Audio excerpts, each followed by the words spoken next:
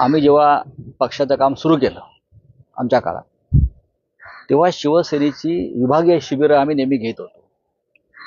आम्ही शाखांचे वर्धापन दिन आमच्या काळात साजरे होत होते आणि त्या वर्धापन दिनाला शिवसेना प्रमुख बाळासाहेब ठाकरे सुद्धा शाखेत येत असत. आम्हाला त्या पद्धतीनं नव्यानं काम सुरू करणं गरजेचं असं लक्षात आलं. पराभव होत असतो. लोकसभेला जिंकलो, विधानसभेला आम्ही जिंकू शकलो नाही, पण शिवसैनिकांचा उत्साह आणि जिद्द कायम आहे. पण त्यांना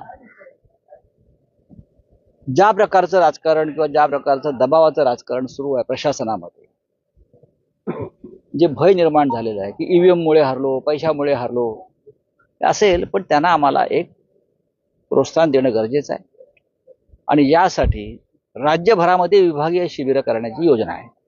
जिल्हा स्तरावर आता ईशान्य मुंबईची सुरुवात मुंबईत आधी होईल. ईशान्य मुंबईत त्या दिवशी दिवसभर कार्यक्रम आहे.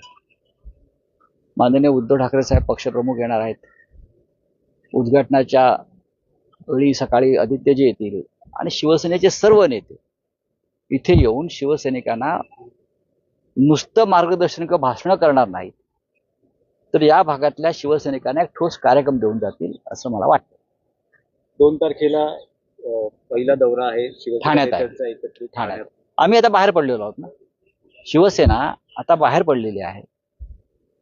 संपूर्ण राज्यातल्या नेमणुकांची किंवा बांधणी संदर्भातलं काम आता पूर्ण होईल. माननीय उद्धव साहेब स्वतः ते पाहत आहेत आणि शिवसेनेचे सर्व नेते हे महाराष्ट्राच्या कानाकोपऱ्यात फिरतील.